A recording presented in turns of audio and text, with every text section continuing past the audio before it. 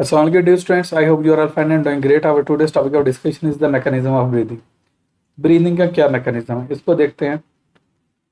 Breathing is a physical process. Breathing एक physical process है. Clear? क्योंकि मैंने आपको पहले बताया जो ऑर्गेनिज्मिक रेस्पिरेशन है वो एक फिजिकल प्रोसेस है, ये केमिकल प्रोसेस नहीं है. In which air is taken into the lungs and expelled out of the lungs. Air क्या हो सके लंग्स के अंदर ले भी जाएगी और लंग्स से बाहर एयर निकाली भी जाएगी. इसके अंदर दो फेजेस होंगी, one is the inhalation, other is the exhalation. अच्छा, इनके दूसरे नाम इंस्पायरेशन और एक्सपायरेशन भी है, ये याद रखिएगा. मैं दोबारा बोल देता हूँ. दो टर्म्स मैंने बोली, एक मैंने बोली इनहेलेशन, दूसरी बोली एक्सहेलेशन. और अगर इनके दूसरे नाम बोलूँ तो इंस्पायरेशन एंड एक्सपायरेशन, ये भी इनके नाम याद रखिएगा. क्लियर है? अब ये क्या है, कैसे है, किस तरह इसको समझते हैं. पहले डायग्रामेटिकली आपको जस्टिफाई कर देता हूँ, फिर इसको क्या सकते हैं हम रीड कर लेंगे. इनहेलेशन की पहले बात कर लेते हैं. The other name of inhalation is the inspiration. अब यहाँ पे देखें, ये एयर एंटर हो रही है, एयर एंटर्स, ये क्या हो कहते हैं उसके थ्रू लेरेंस के बाद ट्रिकिया से आगे आ जाएगी किसमें, लंग्स में आएगी. अब क्वेश्चन आता है लंग कौन सा ऐसा अमल होता है, कौन सा ऐसा प्रोसेस होता है जिसके थ्रू क्या हो कहते हैं एयर क्या हो लंग्स तक आती है. अब होता पता क्या, आपकी जो रिब केज है ना, या रिब केज एक्सपैंड करता है. जब एक्सपैंड करेगा तो ऊपर की जानब आएगा, बाहर की जानब आएगा. और जो आपका डायफ्राम है ये नीचे की जानब, डायफ्राम मूव्स डाउन. डायफ्राम क्या होगा, नीचे डाउन करेगा. अब आपका रिब केज ऊपर की जानब आया, डायफ्राम आपका नीचे की जानब आया. अब क्या हुआ, अंदर स्पेस ज़्यादा होगी. जब स्पेस ज़्यादा होगी तो प्रेशर वहाँ पे क्या हो जाएगा, कम हो जाएगा. अब बाहर एटमॉस्फेरिक प्रेशर क्या है, ज़्यादा है. और एज यू नो, हम कहते हैं सिंपल सा रूल है फिजिक्स का, air always moves from higher pressure to the lower pressure. Air हमेशा मूव करती है हायर प्रेशर से लोअर प्रेशर की तरफ. तो बाहर क्या होगा, प्रेशर ज़्यादा होगा, अंदर प्रेशर क्या होगा, कम. तो air will rush in. Air क्या करेगी, रशन करेगी, एयर अंदर आ जाएगी. ये सिंपल सा मैकेनिज्म है. ये होगी इंस्पायरेशन. जब हम बात करते हैं ना एक्सपायरेशन की, अब क्वेश्चन आता है एक्सपायरेशन में क्या होगा. अब एक्सपायरेशन में ये होगा, जो रिब केज है वो इनवर्ड मूव करता है एंड डाउनवर्ड मूव करता है. मीन आपकी चेस्ट की तरफ मूव करता है, थोरेसिक कैविटी की तरफ मूव करता है. और डायफ्राम मूव्स अप. डायफ्राम क्या करता है, अप मूव करता है. अब इधर से प्रेशर डाला, नीचे से प्रेशर डाला, तो अंदर क्या हो जाएगी, स्पेस कम हो जाएगी. कहाँ पे, आपकी थोरेसिक कैविटी में स्पेस क्या हो जाएगी, कम. जब यहाँ पे स्पेस कम हो जाएगी तो यहाँ पे प्रेशर क्या हो जाएगा, ज़्यादा हो जाएगा. अब बाहर एटमॉस्फेरिक प्रेशर क्या होगा, लो. तो जो मैंने आपको पहले रूल प्रिंसिपल बताया, जो क्या हो सकते हैं, air always moves from higher pressure to the lower pressure. अब यहाँ पे आपकी चेस्ट कैविटी में, थोरेसिक कैविटी में प्रेशर क्या है, ज़्यादा. बाहर एनवायरनमेंट में प्रेशर क्या है, कम. एयर क्या करेगी, रश आउट करेगी, एयर बाहर मूव कर जाएगी. क्लियर? ये सिंपल सा एक मैकेनिज्म है. अब इसको देखते हैं, इनहेलेशन या inspiration. Inhalation makes intake of air into the lungs. इसमें क्या एयर इनटेक हो जाएगी, कहाँ पे, लंग्स में जाएगी. द फॉलोइंग इवेंट्स अकर. ये वाले इवेंट्स होंगे. इवेंट्स में आपको जस्टिफाई कर चुका हूँ, आप जस्ट उसको रीड करते हैं. During inhalation the intercostal muscles, then definitely we will think क्या हो सकते हैं, ये कौन से मसल्स होते हैं. मैं सिंपल से बात करता हूँ, मैं कहता हूँ muscles present along the ribs. Ribs के साथ जो मसल्स प्रेजेंट है उन्हें क्या नाम देते हैं, इंटरकोस्टल मसल.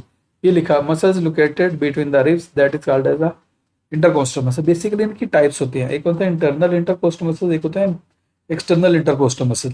ये आपकी इस बुक में तो नहीं मेंशन, लेकिन जो आपकी क्या होते कहते हैं, जब जाओगे ना फर्स्ट ईयर सेकंड ईयर में, वहाँ पे देख लोगे.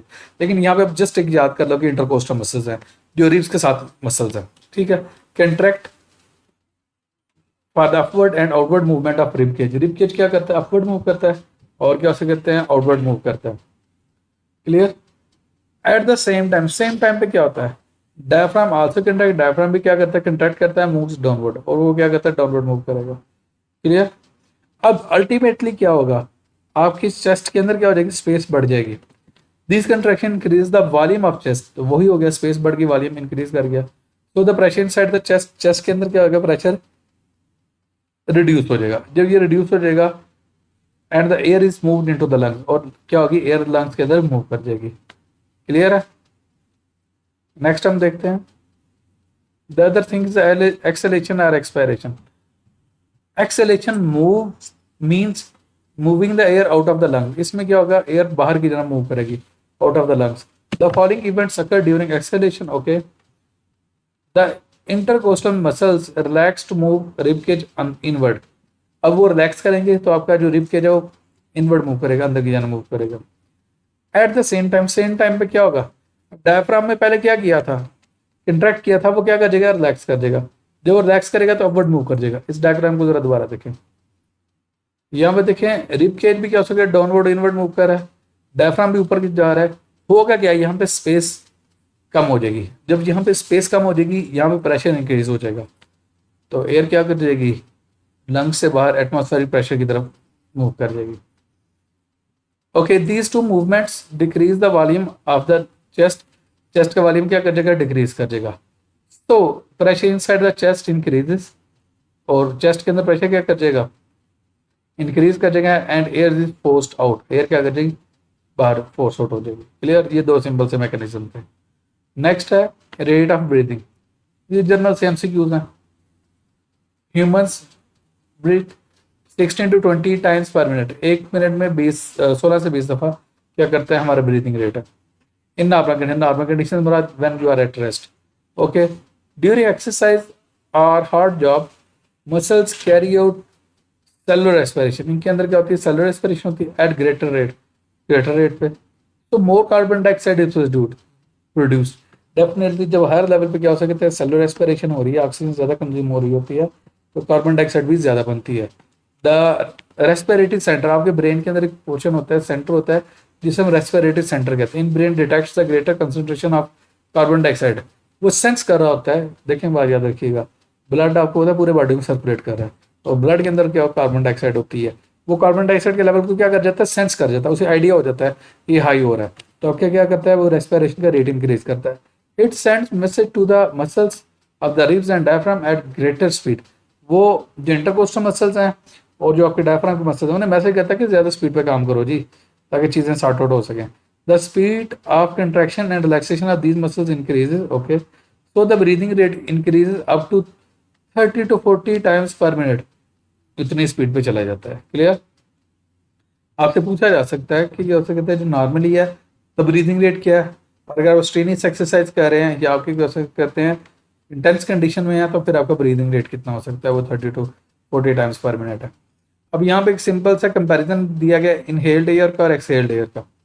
ये इंस्पायर्ड एयर कह लें या इनहेल्ड एयर कह लें, आप एक्सपायर्ड एयर कह लें या एक्सहेल्ड एयर कह लें। ऑक्सीजन परसेंटेज 21% है इसमें इंस्पायर्ड एयर में, और एक्सपायर्ड एयर में कितनी है, 16% है। कार्बन डाइऑक्साइड परसेंटेज 0.04% इनहेल्ड में, और एक्सहेल्ड में कितने 4%। नाइट्रोजन परसेंटेज 79% है, 79 ये सेम होती है।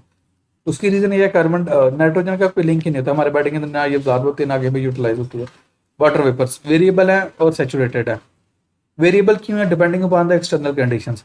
और सैचुरेटेड इसलिए होते हैं क्योंकि आपके बॉडी के अंदर से आ रहे हैं, तो उसके अंदर वेपर्स मैक्सिमम होंगे। टेम्परेचर वेरिएबल, दोबारा बोल देता हूँ, वेरिएबल इसलिए क्योंकि एनवायरनमेंट से एयर आ रही है, तो जाहिर बात है एनवायरनमेंट का टेम्परेचर फिक्स तो होता नहीं है, वो वेरिएट करता है, चेंज होता है, फ्लक्चुएट करता है। Almost equal to the body temperature, हमारा बॉडी में 37 डिग्री सेल्सियस होता है, उसके राउंड अबाउट होगा। डस्ट पार्टिकल्स वेरिएबल है और ऑलमोस्ट नन है। क्लियर है, ये यहाँ तक मैंने कंप्लीट कर दिया। अब मैं क्या हो सकते हैं, आपको जो यहाँ पे छोटे छोटे बॉक्सेस हैं उनको देख लेते हैं।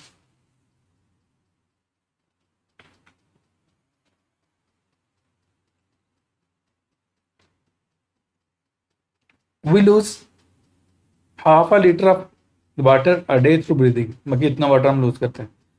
This is the water vapour, वो वाटर वेपर की फॉर्म में होता है जो हमारे बॉडी से बाहर जाता है। अगर आप ग्लास के ऊपर अपने एक्सेल करें तो उसके ऊपर आपको नजर आ जाएंगे। क्लियर है, यहाँ तक ये कंप्लीट है। If you have any sort of question then you can ask in the comment section. Thank you so much.